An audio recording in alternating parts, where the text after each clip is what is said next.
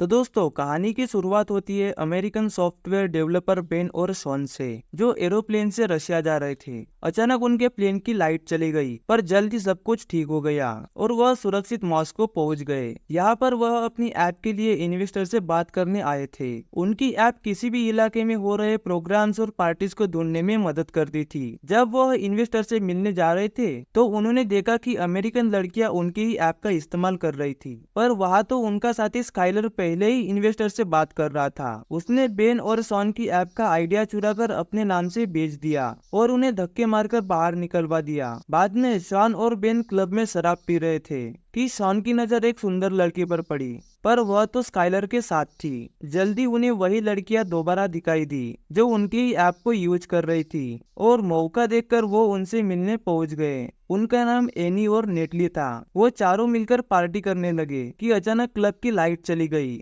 और सबके फोन बंद हो गए। शहर के लोग बाहर सड़कों पर आ गए और उन्होंने आसमान में पीले रंग का धुआं देखा। अचानक वह चमकने लगा और जल्दी पीली रोशनी की छोटी छोटी बॉल जमीन की तरफ बढ़ने लगी। एक बॉल शान के ग्रुप की तरफ आ गई और सभी डर कर पीछे हट गए। यह रोशनी अब बिल्कुल थोड़ी थोड़ी दिखाई दे रही थी। एक पुलिस वाले ने अपनी डंडे से छुआ, पर अचानक रोशनी ने उसे भस्म कर दिया। चारों ओर हाहाकार मच गया और जल्दी कई रोशनी वाले बॉल सैकड़ों लोगों की जान लेने लगे। शॉन का ग्रुप और कई लोग दौड़कर क्लब में घुस गए, पर उस रोशनी ने सभी खिड़कियां तोड़ डाली। असल में वे रोशनी नहीं बल्कि अजीबोगरीब जीव थे, जिन्हें इंसानों को छोड़कर सब कुछ ग्रे दिखाई दे रहा था। जल्दी वो रोशनी सबको खींचकर भस्म करने लगी, पर अचानक किसी ने शराब में आग लगाकर बोतल उनकी तरफ फेंकी। जल्दी स्काइलर भी क्लब में घुस गया और फिर शॉन का ग्रुप छिपे हुए स्टोर रूम में पहुंचा। बाहर वो रोशनी बेरहमी से लोगों की जान ले रही थी। अचानक कोई दरवाजा पीटने लगा तो नेटली ने देखा कि यह तो स्काइलर था। उसने स्काइलर को अंदर आने दिया और सभी कई घंटों तक अंदर ही छिपे रहे, और यहाँ काफी खाना मौजूद था, जिस वजह से उन्हें कोई दिक्कत नहीं आई। मगर जल्दी चिंता के मारे उनके बीच बहस छिड़ जाती है। अब उन्हें यहाँ छिपे 5 दिन हो गए और अब खाना खत्म भी होने वाला था। पिछले 27 घंटों से बाहर से कोई आवाज नहीं आई थी, इसलिए उन सब ने बाहर निकलकर यूएस एम्बेसी तक पहुंचने का फैसला किया। बाहर उन्होंने देखा कि हर तरफ सन्नाटा था और हर जगह गाड़ियां खड़ी थी। वो यूं ही सड़कों पर आगे बढ़ने लगे, पर तभी अचानक उन्हें एक आवाज सुनाई दी। ये एक रशियन दादी थी, पर उनकी भाषा पांचों में से किसी को भी नहीं आती थी। आखिरकार चलते चलते वह एक पुल की तरफ पहुंचे, जिसके उस पार यूएस एम्बेसी थी, लेकिन वो पुल बीच में से टूट गया था। अब वह चलते फिरते नदी को पार करने का एक रास्ता ढूंढने लगे। अचानक उन्हें रेड स्काइलर पर एक पुलिस की गाड़ी दिखाई दी, तो स्काइलर और दोनों लड़कियां पास में ही छिप गए। लेकिन बेन और शॉन दौड़ते हुए गाड़ी तक पहुंचे। उन्हें ट्रंक में से एक नक्शा और एक बंदूक मिली। तभी उन्होंने देखा कि कुत्ता किसी अदृश्य जीव पर भौंक रहा था, और फिर अचानक वह जलकर भस्म हो गया। इससे सभी लोग बुरी तरह से डर गए। स्काइलर और लड़कियां पास के मॉल में ही छुप गए और बेन और शॉन गाड़ी के नीचे छुप गए। जल्दी वह गाड़ी जीव के पास आ गया और उसकी रोशनी से गाड़ी का सायरन बजने लगा। वो गाड़ी के आसपास घूमकर नीचे छिपे हुए इंसानों को नहीं देख पाया और चुपचाप वहां से चला गया। इसके बाद बेन और शॉन तुरंत दौड़कर मॉल में अपने साथियों के पास पहुंचे। उन्होंने देखा कि एक प्लेन यहाँ बुरी तरह से क्रैश हो गया था। स्काइलर ने कहा कि उन्हें यही रुककर मदद का इंतजार करना चाहिए, पर बेन और शॉन ने कहा कि उन्हें जिंदा रहना है तो आगे बढ़ते रहना होगा। उन्होंने हिसाब लगाया कि यह जीव बिजली से घिरे हुए है,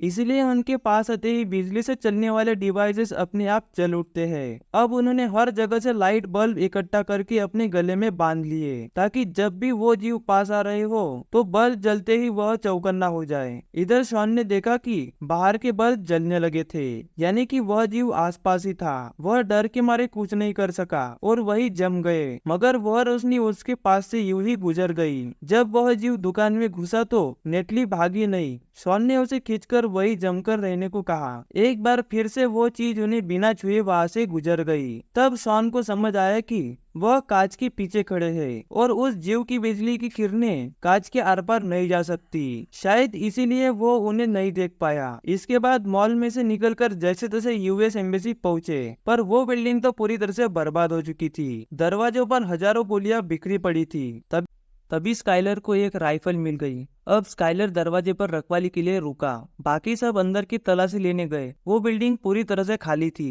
फिर वह कंट्रोल रूम में पहुंचे, जहां उन्हें सारे मामले की रिपोर्ट मिली। इस रोशनी के हमले के 3 मिनट तक दुनिया भर की सारी खबरें आती रही और उनके मुताबिक ज्यादातर शहरों पर कब्जा हो चुका था और इंसानों के पास रोशनी का सामना करने के लिए कोई भी हथियार नहीं था।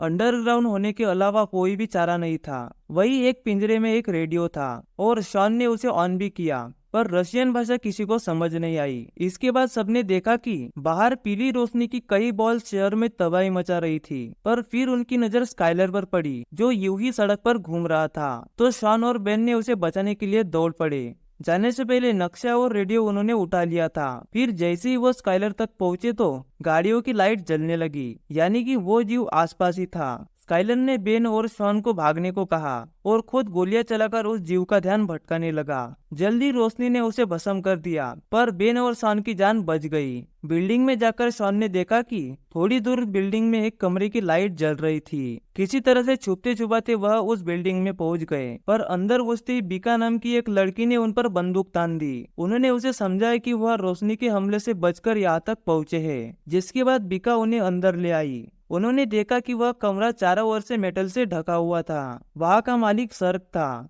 जिसने बताया कि उसने ये कमरा इस तरह से डिजाइन किया था कि यहाँ पर बिजली टिक नहीं पाएगी। इस तरह से वह खतरनाक जीवों से बचे रह सकते हैं। बीका को रशियन आती थी, इसलिए शॉन ने उसे एक रेडियो मैसेज सुनाया। बीका ने उन्हें समझाया कि मास्को नदी के अंदर एक सबमरीन है और जितने लोग कल सुबह तक वहां पहुंच जाएंगे उन्हें बचाकर एक सुरक्षित जगह वहां पहुंचा दिया जाएगा। फिर सर्ग ने बताया कि सबमरीन को भी इसी कमरे की तरह तैयार किया गया है, जिससे वह रोशनी दूर रहे। अब उन सबने मिलकर सबमरीन तक पहुंचने का फैसला किया। सबसे पहले बीका, नेटली, एनी बिल्डिंग में जरूरत का सामान ढूंढने के लिए निकल पड़े। उधर सर्ग ने बेन और शॉन को अपनी बनाई माइक्रोवेव बंदूक दिखाई। उन जीवों को चारों ओर से बिजली की परत हटाने की ताकत रखती थी। जल्दी उस जीव की नजर लड़कियों पर पड़ गई और वह बिल्डिंग में घुस आया। तीनों लड़कियां तुरंत कमरे की ओर भागी और एन वक्त पर अंदर घुस गई, पर जल्दबाजी में दरवाजा ढंग से बंद नहीं हुआ। अचानक वह जीव अंदर घुस गया और लड़कियां एक कांच की टेबल के पीछे छुप गई। तभी सर्ग ने अपनी माइक्रोवेव बंदूक से हमला करके उस रोशनी को फ्रीज कर दिया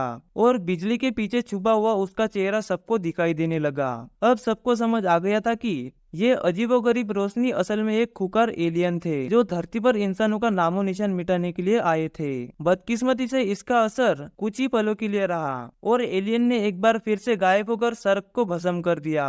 वही शॉन और बेन एक खुफिया रास्ते से भाग निकले। नेटली ने धमाके के लिए डीजल टैंक तोड़ डाला। इधर बीका सीढ़ियों से नीचे आ गई और अपने बाकी साथियों के साथ भाग निकली। जल्दी उनके सामने रशियन पुलिस वाले आ गए, जो कि मेटल से पूरी तरह से ढके हुए थे और उनके पास कई हथियार भी थे। अचानक लाइट जलने लगी तो उन्होंने एलियन पर हमला बोल दिया। गोलियों, आग उगलने वाली मशीन और बॉम्ब के जरिए 2 एलियन को चोट पहुंचाने में कामयाब रहे। पुलिस वालों ने बताया कि वो एलियन को डरा सकते हैं, पर उन्हें मार नहीं सकते। तभी शॉन ने देखा कि एक ने अपने पीछे काला पत्थर छोड़ गया था, तो शॉन ने उसे अपने पास रख लिया। इसके बाद पुलिस वालों ने उन्हें एक सुरक्षित जगह ले आए और सबने एक दूसरे को अपनी जानकारी बांटी। सबमरीन वाली बात सुनकर ऑफिसर ने कहा कि नदी बहुत दूर है और हर जगह एलियन फैले हुए हैं, मगर वह फिर भी चारों सबमरीन तक पहुंचना चाहते थे। इसलिए पुलिस वालों ने उन्हें वहां तक ले जाने के लिए राजी हो गए। वो सब ट्रेन की सुरंग से गुजर रहे थे कि अचानक वहाँ एलियन आ गए। अंधेरे में वह जैसे तैसे एलियन से छुपने लगे, पर बीका एक पिलर के पीछे फंस गई।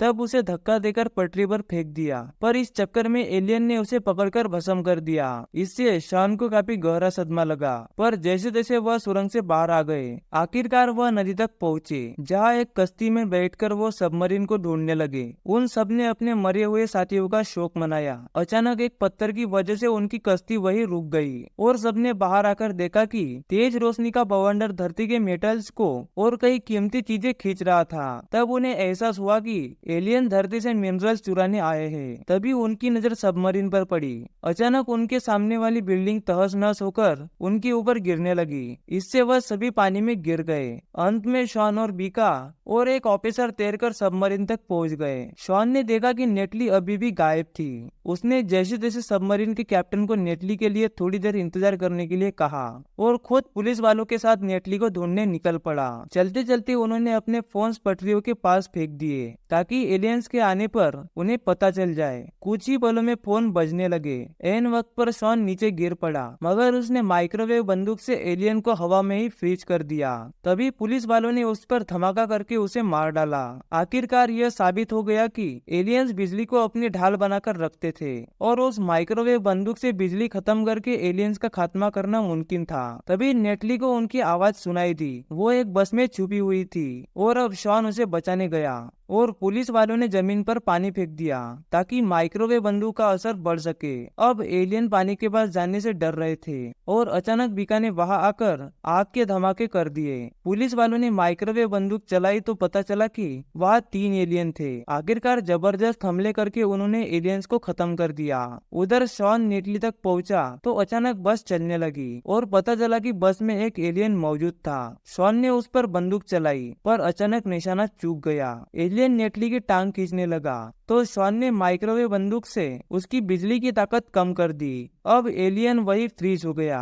तभी शॉन ने काला पत्थर निकालकर सीधा एलियन पर दे मारा। जबरदस्त धमाके में एलियन मारा गया और बस वही रुक गई। आखिरकार सब वापस सबमरीन पर पहुंचे, पर पुलिस वालों ने वही रुककर अपने देशवासियों की रक्षा करने का फैसला किया। जल्दी सबमरीन निकल पड़ी और नेटली अपनी माँ का मैसेज देख रही थी। तभी सबको रेडियो पर कुछ ग्रुप्स की खबर सुनाई दी जो मिलकर एलियन का सामना कर रहे थे। सबमरीन में मौजूद सभी लोगों ने ऐसे ही ग्रुप के साथ मिलकर एलियंस के खिलाफ जंग में हिस्सा लेने का फैसला किया और यहाँ पर यही मूवी खत्म हो जाती है।